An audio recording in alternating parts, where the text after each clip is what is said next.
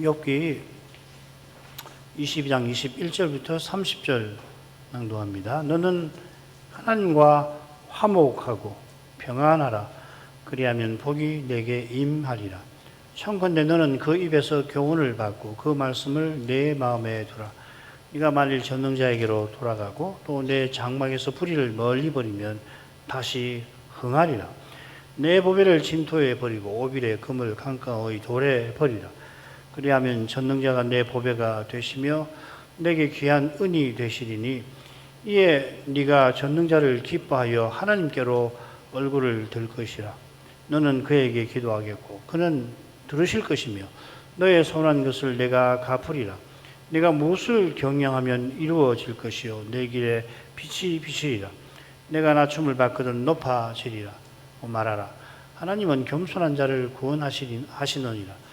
무지한 자가 아니라도 건지시리니 네 손이 깨끗함을 인하여 그런 자가 건지심을 입으리라. 엘리바스가 필시 분노에 휩싸여서 욥의 죄악이 극하다 하며 욥이 하지 않았을 악행들을 나열하더니 욥이 입에 담지 않았을 말들을 마치 자기가 직접 들은 것 마냥 쏟아냈습니다. 여호와께서도 여호와를 경외하며 악에서 떠난 사람이라고 욥을 기뻐하셨는데 그런 욥이 더욱이 영광구름을 들어서 하나님이 무엇을 하시랴, 하나님이 어찌 심판하실 수 있으랴 말했다 하는 겁니다. 욥이 소발에게 대답하던 끝에 너희의 대답은 거짓뿐이니라. 과연 그렇게 탄식할 만하지 않습니까? 욥이 하지도 않은 말을 엘리바스가 들은 것처럼 쏟아낸 의중은 욥이 지독히 교만함을 지적하려는 데 있습니다. 밑에 도표 참조하십시오. 전능자가 우리를 위하여 무엇을 하실 수 있으랴 이렇게 악인들이 말한다고 했는데 그 말보다 욥이 했다고 하는 말이 더 교만하게 들리는 것 같습니다. 하나님께서 전능하신 분이라지만은 우리를 위하여 하실 수 있는 게 없다고 말하는 이 악인의 말이 실로 교만합니다. 이에 엘리바스의 말대로 하나님께서 좋은 것으로 악인의 집에 채우시기도 합니다. 사실 엘리바스와 두 친구는 욥을 정죄하면서 바로 이 사실을 애써 외면했지요. 악인이 반드시 심판받되 지금 여기서도 철저히 받는다 역설을 했습니다. 그렇지만 하나님께서 악인의 집에 좋은 것을 채워주실 정도로 악인이 형통한 일이 적지 않습니다. 더욱이 의인이 고난받는 일은 필연입니다. 지금 욥은 분초마다 하나님의 철저히 살피심에 두려움에 떨고 있습니다. 모든 의인이 욥처럼 고난받지는 않습니다만 믿음의 길은 반드시 고난이 따릅니다. 엘리바스가 욥의 교만을 책망하느라 자기도 모르게 악인의 형통함을 시인한 것처럼 시기와 분노에 휩싸여 욥을 단죄하면서 자기가 얼마나 얻은지 모르는 거죠. 자가당착 아니에요, 그죠? 자가당착을 이루겠다고 생각도 안 할 겁니다. 그만큼 얻은 거라고요. 그의 얻음이 얼마나 깊은지 이어나오는 넷째 부분에서 잘 드러납니다. 엘리바스는 자기가 욥의 교만을 단죄하는 것을 의인의 비웃음이라 그렇게 설명합니다만은 하늘에서 여호와께서 엘리바스와 두 친구를 그 교만을 비웃으실 것입니다. 이 교만한 자들의 조소와 멸시에 여호와의 종 욥은 하늘의 상전을 간절히 바라봅니다. 사실 욥은 시편 123편의 시인과 달리 하나님의 진노를 심히 두려워합니다만은 실은 여호와께서 자기 종을 그 자비하신 손으로 고난의 폭풍우가 다 지나갈 때까지 보호하고 계시는 것입니다. 엘리바스가 의인의 비웃음을 운운하면서 교만한 악인들이 반드시 철저히 심판받는다며 넷째 부분을 마무리한 다음 훈계와 위로를 욥에게 건넵니다. 이상하지요. 물론 이 부분만 딱 잘라서 읽더라도 엘리바스가 어떤 의도를 품고 좀 퍽 장황하게 말한다는 인상을 사실은 받습니다. 주석들은 이 부분을 크게 둘로 엘리바스의 권면과 복으로 나눕니다. 24절까지 보는 학자도 있고 25절까지 보는 학자들도 있습니다. 이 보면은 화목하라, 평안하라, 교훈을 받으라, 전능자에게 돌아가라, 진토에 버리라 이렇게 명령이 나오죠. 권명이 나오고 26절부터 3절에는 네가 전능자를 기뻐하게 될 거라, 그분이 들으실 거다, 뭘 경량하든지 이룰 것이다. 겸손한 자를 구원하신다. 무지한 자가 아니어도 심지어 네 손을 깨끗함을 인하여 건지실 거다. 이 다 약속이잖아요. 그죠? 말씀드린 대로 24절까지 권면으로 보는 분들도 있고 25절까지 보는 분들도 있습니다. 이런 차이는 아마도 25절의 내용이 복인데 24절에 이 보배와 금이 나오는데 25절에도 똑같이 나오는 사실과 붙어 있을 거예요. 이런 상관관계를 중요하게 보면은 25절까지 권면으로 보겠고 25절의 내용이 복인 점을 중요하게 생각하면 24절까지를 권면으로 볼 수 있겠습니다. 자, 그런데 권면 대목에도 복이 나오지요. 그리하여 복이 내게 임하리라. 버리면 다시 흥하리라. 그리하면 전능자가 내 보배가 되시리라. 25절을 권면으로 보면 25절에도 복이 나오는 겁니다. 요컨대 엘리바스는 권면하다가 도중에 권면하는 도중에 복을 말하다가 결국은 이 복을 길게 나열하죠. 욥이 자기 훈계를 들으면 복을 받을 거라 하다가 그가 받을 복을 쏟아낸 겁니다. 엘리바스가 무슨 의중으로 이렇게 말하는 것일까요? 앞선 대부분 2절부터 20절까지를 보면 엘리바스가 욥을 얼마나 가혹하게 실은 거짓되게 단죄하였습니까? 엘리바스의 말을만 놓고 보면 욥은 용서받지 못할 극악한 죄인, 교만한 악인입니다. 그런 악인을 향해서 엘리바스의 마음이 갑자기 너그러워진 것입니까? 자기가 너그러움을 내보이려고 하는 건 아닐까요? 여러분 지금 엘리바스 곁에 누가 있습니까? 두 친구 물론 있습니다만 특히 욥의 부족민들이 지켜보고 있겠죠.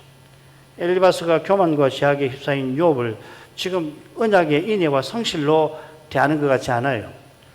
둘째 논쟁에서 세 친구가 욥을 조금 정지한 다음에 첫째 논쟁에서는 훈계와 정죄가 길잖아요. 둘째에서는 그게 짧고 대신 이 악인이 받을 저주를 쏟아냈던 걸 기억하실 겁니다.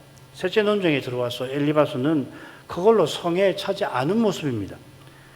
이는 욥이 하지도 않은 일과 꺼내지도 않은 말을 마치 자기가 보고 들은 것처럼 거짓을 쏟아내는 데서도 잘 드러나지 않습니까? 어떻게 이렇게 할 수 있습니까? 이게 무슨 이런 친구가 다 있어요. 그런 엘리바스가 자기가 단죄하던 욥을 향하여 갑자기 너그러운 태도를 보이는 의중은 엘리바스 자신도 다 헤아리지 못할 것 같아요.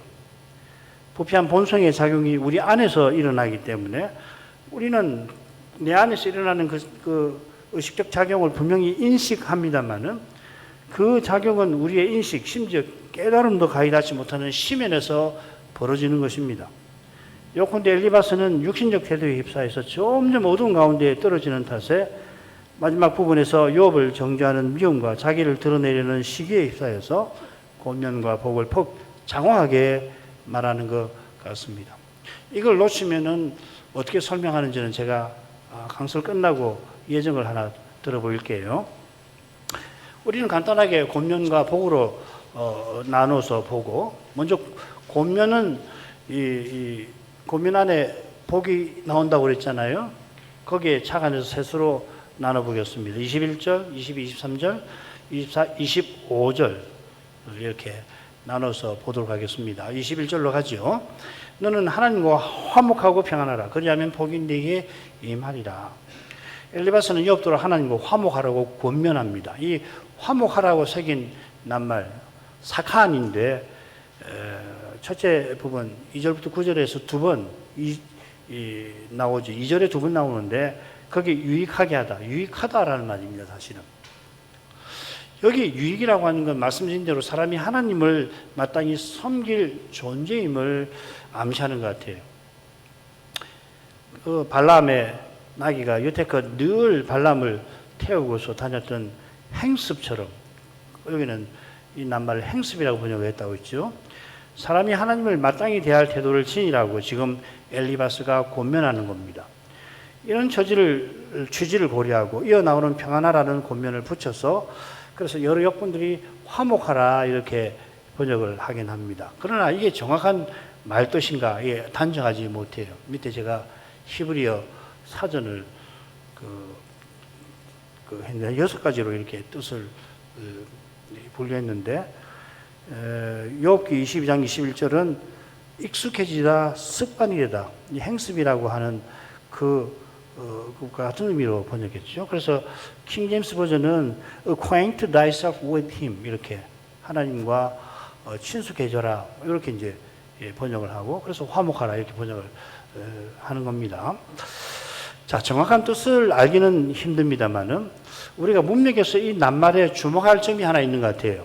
그건 처음에는 엘리바스가 사람이 의로운들 어찌 하나님께 유익하겠느냐 그렇게 하고서는 여기서는 마치 하나님께 그렇게 해야 한다고 말하는 것 같아 하는 겁니다. 모순이죠, 그죠? 이 점은 조금 전에 엘리바스의 감춘 의중에 비춰서 줄거리를 살핀 것과도 연결이 될 겁니다. 엘리바스는 지금 분노에 휩싸여서 욥을 단죄하면서도 굉장히 밉거든요. 욥이 세상에 욥과 같이 악한 사람이 없다고 계속 이야기하잖아요. 그게 얼마나 이 분노에 휩싸였으면 아마 부족민들에게 들었겠죠, 그죠? 들은 말을 자기가 들은 것처럼, 자기가 본 것처럼 욥의 악행과 참남한 말을 보고 들은 것처럼 그렇게 말하지 않아요. 그러면서도 옆에서 이 부족민들이 지켜보고 있으니까 그 시선을 의식하고서 마치 악한 욥을 끝까지 설득하려고 하는 그런 모습을 보이려는 것 같습니다.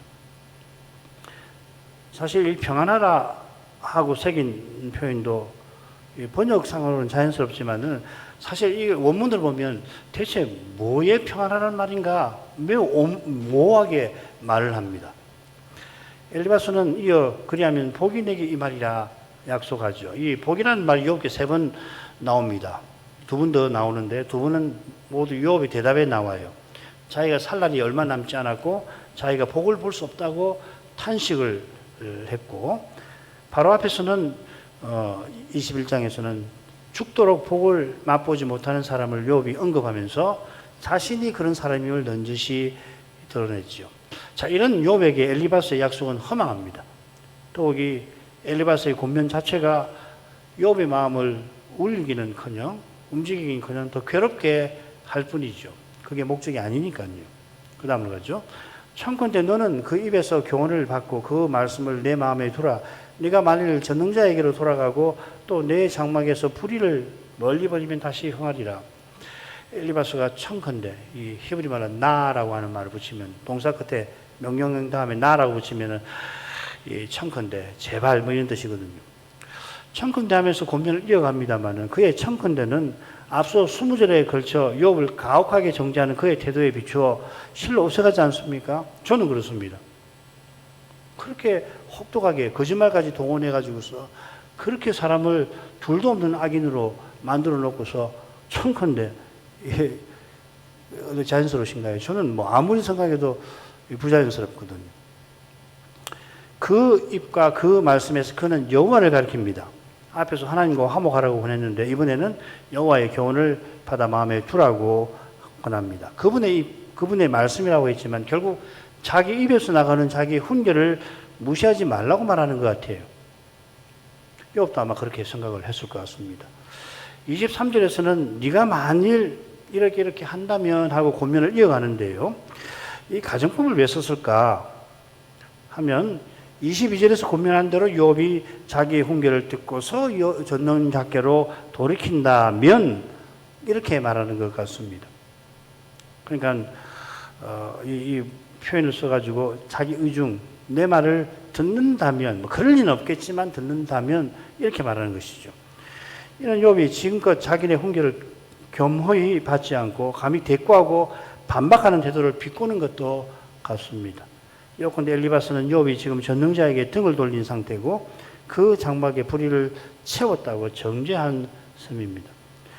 욥이 엘리바스의 말대로 하면 다시 흥하리라고 다시금 엘리바스는 약속합니다. 욥은 그저 자기가 평생 바라던 바가 무너지는 것을 보지 않고 속히 죽기만을 지금 바랄 뿐인 겁니다. 하나님께서 내 사정을 한 번이라도 살펴주셨으면 그저 바랄 뿐이죠. 이 엘리바스의 약속은 공허하게 들릴 뿐입니다. 그 다음 가죠. 네 보배를 진토에 버리고 오빌의 금을 강가의 물에 버리라. 그리하면 전능자가 네 보배가 되시며 내게 귀한 은이 되시리라. 이 보배라는 말이 24, 25절에 나오고요. 욥기를 제외하면은 시편 한 번 더 나옵니다. 거기 보면은 전쟁 나갈 때 들고 가는 은으로 만든 그 문장, 민족이나 가문을 상징하는 그 표식 있잖아요. 그걸 가리키는 것 같습니다. 그러니까 이 시편 내 이 경우를 가지고서 전쟁의 이미지를 여기 끌어오는 것은 좀 무리입니다. 그보다는 이 보배가 오빌의 금이나 귀한 은과 평행하게 나오니까 말 그대로 귀한 보물로 보는 게 좋습니다. 자, 그러면 엘리바스가 뭘 지금 보배로 봤을까 한번 살펴보죠. 욥은 지금 모든 것을 잃은 처지 아닙니까? 두 번의 재앙을 겪고서는 모든 자녀, 많은 종, 그리고 대부분의 재물을 잃고 게다가 건강까지 잃었습니다. 가장 가까운 친구에게 둘도 없는, 세상에 둘도 없는 악인 취급당하고 부족민에게는 외인 취급당합니다. 그런 처지에서도 욥이 심히 교만하다고 엘리바스가 비난하니까 욥의 이 남은 자존심을 보배라고 본 걸까요? 사실 이 복의 부분에서 보면 26절 보시면 엘리바스가 약속하는 복들이 주로 여호와와의 관계 회복에 관한 거죠. 그죠? 26절부터 30절 다 그런 내용 아니에요. 게다가 25절에서 엘리바스가 약속하는 복도 전능자 그분입니다. 전능자가 네 보배가 되시는 것은 전능자를 즐거워하는 삶, 그분께서 귀한 은이 되시는 것은 전능자께 모든 가치를 두는 태도를 가리키는 것 같아요. 이는 시인이 하나님의 계명을 정금보다 사모하고 송이꿀보다 더 달게 여기는 모습을 떠오르게 하는 표현입니다. 엘리바스가 그저 물질적인 복이 아니라 얼른 보면은 이 물질적인 복에 관한 이야기를 하는 것 같지만 그보다 신령한 이 복을 욥에게 말했다면 그러면은 그의 고민은 더욱 욥의 영혼을 괴롭게 했을 것 같습니다. 얼른 엘리바스의 고면과 약속은 참된 믿음의 고백과 소원처럼 들립니다만 재앙을 겪고 정죄를 받고 있는 욥에게는 방금까지 욥을 둘도 없는 악인 취급하고 욥을 매우 참남하게 교만하다고 단지한 비난과 다를 게 없습니다. 엘리바스의 고면과 약속이 얼른 여호와의 언약을 잘 표현하게 보이는 그만큼 욥의 고난은 깊어지는 것이에요. 엘리바스의 이 고면과 약속을 옆에서 듣던 친구들은 물론이고 부족민들의 표정과 태도는 어땠을까요? 엘리바스의 경건함에 경의를 표하는 그들이 엘리바스의 고면의 인상을 찌푸리는 여전히 괴로워하는 욥을 어떻게 봤을까요? 정말 나쁘군. 정말 엘리바스가 그렇게 비난할 만큼 지독한 악인 아닌가? 그렇게 대하지 않았을까요? 그리고 바로 이것이 엘리바스가 누리는 거 아닐까요? 그 다음 가죠. 26, 27절 상반절.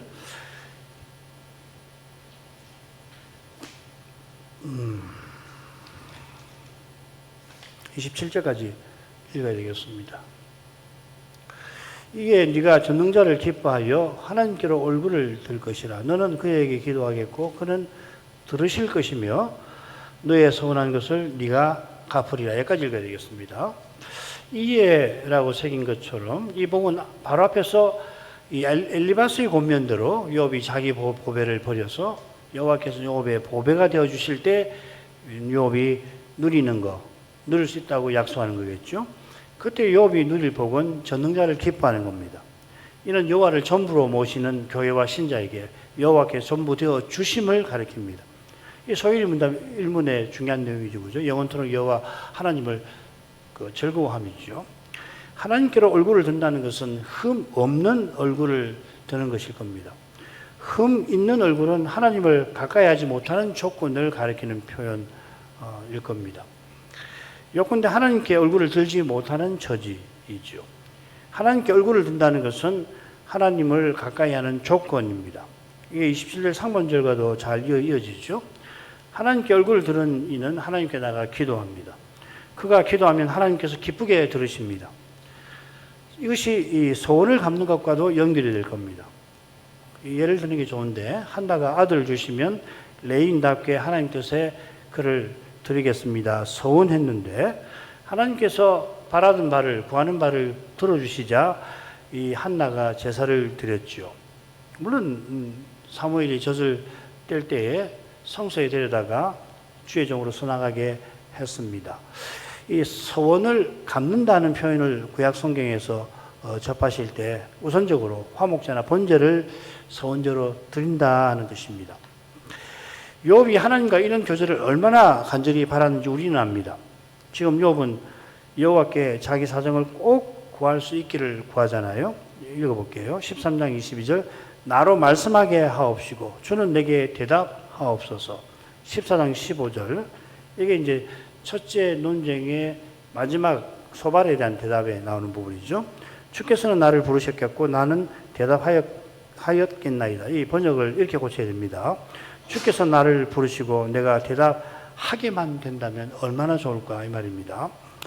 욥이 이렇게 말하자 엘리바스가 두 번째로 훈계했죠. 훈계하자마자 욥이 여호와 경외를 얼마나 저버리는지 엘리바스 자신이 하나님 앞에 묵도하기를 그치게 하는구나 하였습니다. 네 태도가 얼마나 가증한지 너를 보면 하나님께 기도를 내가 못할 정도다 이렇게 말한 거 아니에요.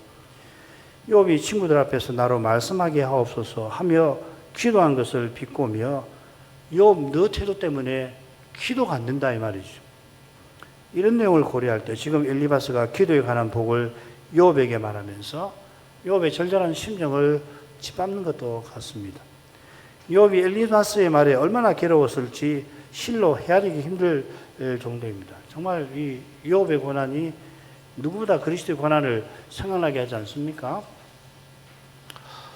그의 엘리바스가 욥의 간절한 기도와 절절한 소원을 짓밟습니다마는 그의 심령과 간구를 여호와께서 틀림없이 살피고 들으십니다. 이는 욥기 마지막 대목에 하면 생생하게 입증되죠. 마침내 여호와께서 나타나셔서 욥의 처참한 형편을 놀랍게 회복해 주시고 배로 회복해 주신 셈인데 그에 앞서서 욥이 간절히 바라는 대로 그에게 대답해 주시죠. 욥기 39장에 대답하시는 여호와께서 얼른 욥을 책망하시긴 합니다. 창조하신 일을 쭉 들면서 네 대답해 봐라 추궁하시잖아요. 그 추궁을 통하여 욥은 하나님과 또 깊은 교제에 이르게 되죠. 논쟁하면서 또 믿음을 잃지 않고 하나님을 향했는데 하나님 나타나셔서 얼른 추궁하시지만은 그 추궁을 받으면서 욥은 하나님을 더욱 깨닫고 더욱 깊은 교제에 이르게 되잖아요. 엘리바스가 지금 약속하는 복을 누구보다 누리게 되는 것입니다. 아울러 하나님께서 이미 지금도 욥이 고난 중에서 간절히 바라는 일을 이루어 주십니다. 욥이 지금 자기 소망이 뿌리 뽑힌 것 같은 처지까지 내몰려 있습니다만은 그런데 하나님은 그의 처지를 통하여 언약을 이루고 계십니다. 지금 부족민이 자기를 외인 취급합니다만은 하나님께서 욥의 고혈로서 구속자로서 욥의 억울한 사정을 이미 살펴주고 계십니다. 그 증거가 나의 구속자가 살아계시니 내가 육체로 장차 그분을 외인 보듯 아니하리라 하는 고백이죠. 이 고백은 오실 메시아를 바라는 믿음에서 나오는 것이에요. 달리 말하면은 메시아 보내실 그 여호와께서 그의 이 욥의 믿음을 통해서 메시아 보내는 일을 이루고 계시는 것이죠. 그 다음 가지고 28절 네가 무엇을 경영하면 이루어질 것이요 내 길에 빛이 비치리라.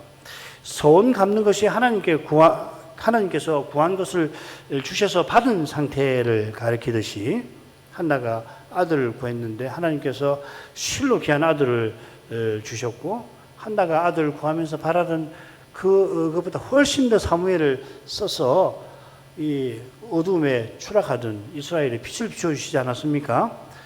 이런 상태는 너의 행사를 여호와께 맡기는 믿음과 붙어 있습니다. 욥기 이 부분을 가지고 잠언 16장 3절을 붙여 설명을 많이 하는데 한번 보십시다.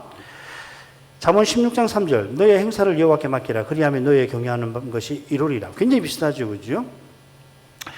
여호와를 전심으로 의지하여 맡길 때 여호와께서 친히 이루어 주시는 것입니다.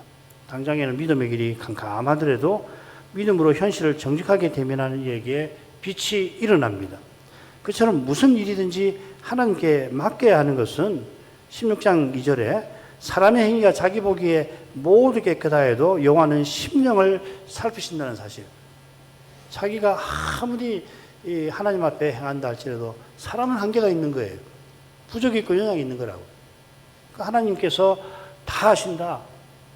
하나님을 바라보게 하시는 거죠. 그죠? 여호와께서 온갖 것을 그 시음에 적당하게 지으셨나니 악인도 악한 날에 적당하게 하신 사실. 잠언 16장 4절입니다. 붙어 있습니다. 이 16장 1, 2절, 4절을 놓고서 3절을 읽어야 되는 거죠. 그죠? 무슨 말인지 아시겠죠? 그죠? 그러니까 엘리바스의 말과 비슷하지만은 맥락은 전혀 다르다는 말이죠. 엘리바스는 이런 사실을 지금 무시하는 거 아니에요. 악인도 하나님께서 적당하게 쓰신다라고 하는 이런 거 엘리바스는 관심도 없는 거 아니에요. 모르지 않을 텐데 이 욥을 비난하려고 하다가 이런 사실을 위해서 누르는 거란 말이에요. 엘리바스나 두 친구가 이런 사실을 모르겠습니까? 모를 수가 없죠. 왜냐하면 욥이 말한 대로 안 믿는 사람도 다 안다.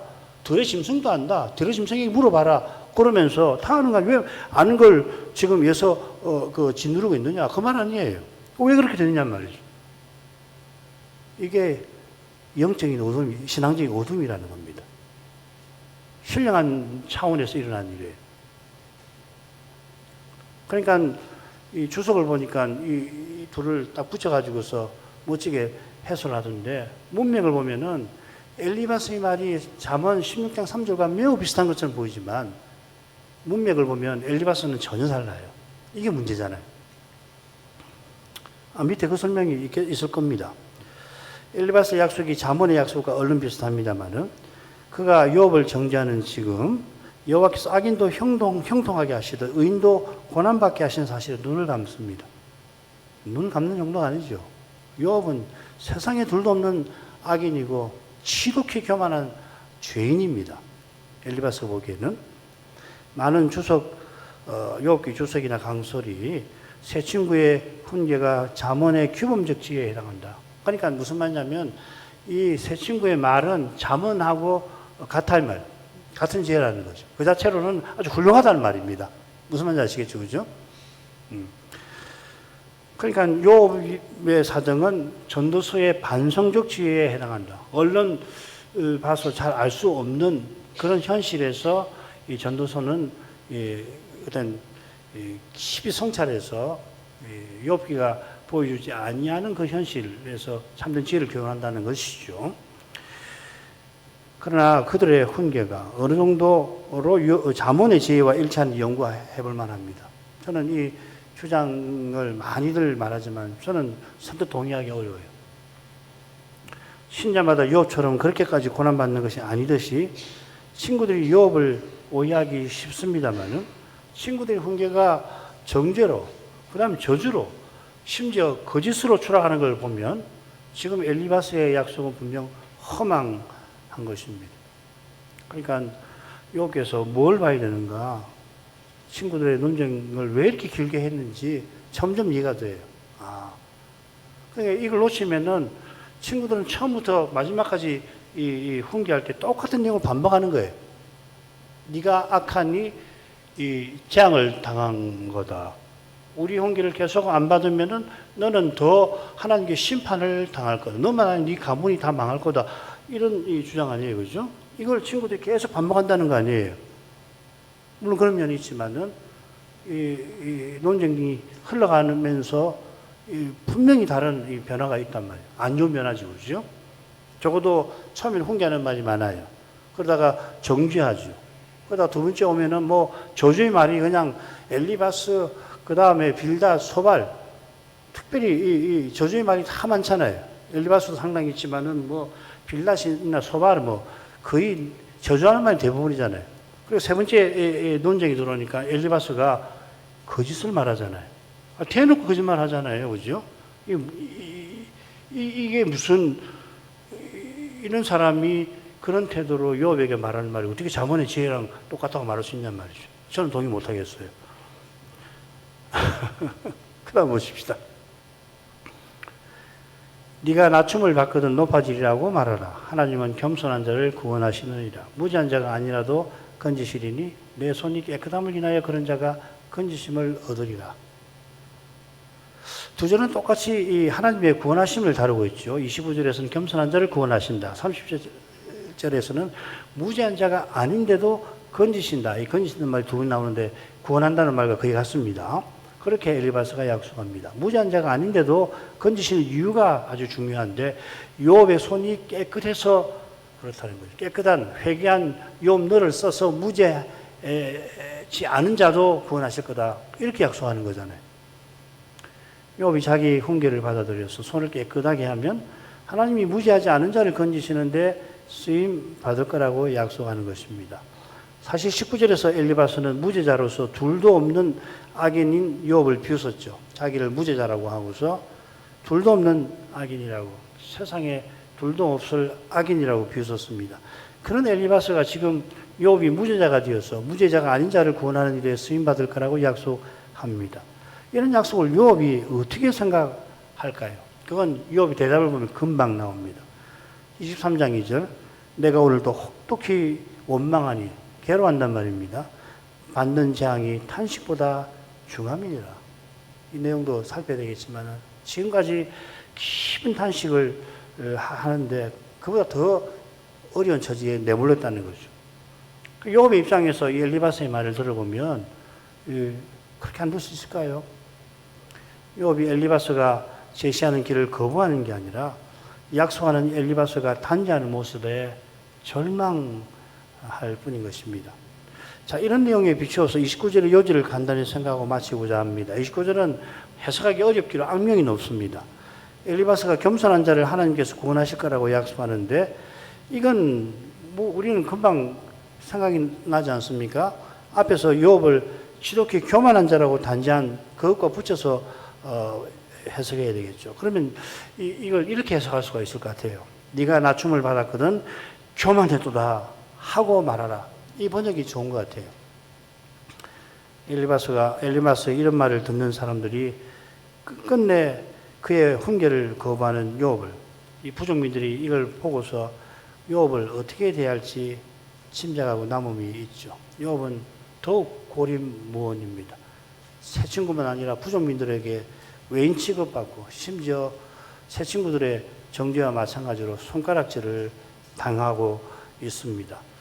자, 다음 시간에 욥의 대답을 이런 점에 비춰서 살펴보지요. 엘리바스가 혹독한 단죄에 이어서 권면과 복을 다소 길고 장황하게 말합니다. 제가 어떤 주석서를 보니까 이 부분을 아예 주석을 하지 않습니다. 주석하기보다는 이런 설교를 대신하겠다 하고서 설교문을 실어놨어요. 설교 요지가 뭐냐면 하나님과 참된 화목이 인생이 추구할 평안이고 하나님과 화목하는 방법으로서 엘리바스의 권면들을 쭉 제시를 한 다음에 마지막으로 하나님과 화목할 때 받는 복이 어떤 것인지를 엘리바스의 복을 열거하면서 설명합니다. 여기 썼다가 지워버렸는데 아무래도 말씀드려야 되겠는데 이 설교 끝에 어떤 내용이냐면 이렇게 하나님을 사랑하는 길에 주의해야 될 것이 있는데 돈을 사랑해서는 안 된다 덧붙이고 그러려면 11조를 성경에 취지대로 11조를 잘해야 된다 그렇게 되어 있어요. 왜 이런 설교가 나오는가? 금방 말씀드린 그 부분은 좀 설교가 좀 그렇죠, 그죠? 그런데 그런 그 말고 앞에 부분까지 설교하는 경우가 참 많습니다.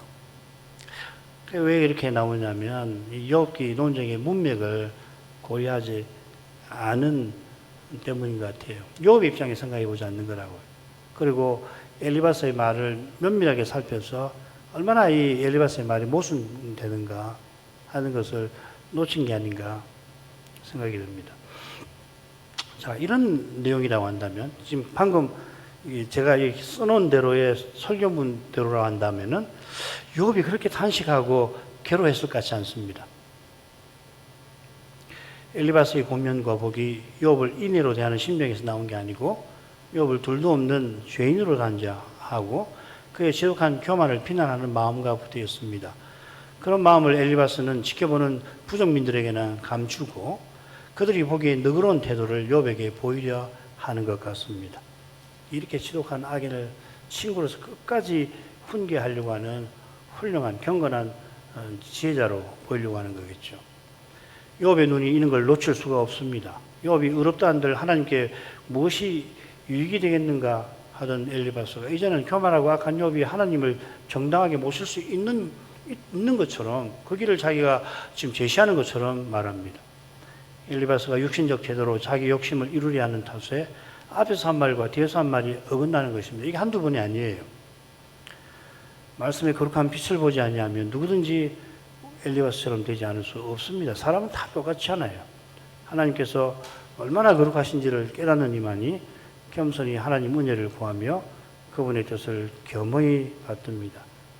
그리스도께서 자기 아버지를 형제들에게 선포하시는 그 말씀을 참으로 들어야만 되는 것이겠죠. 이런 은혜를 구하도록 하겠습니다. 기도하겠습니다. 거룩하신 아버지,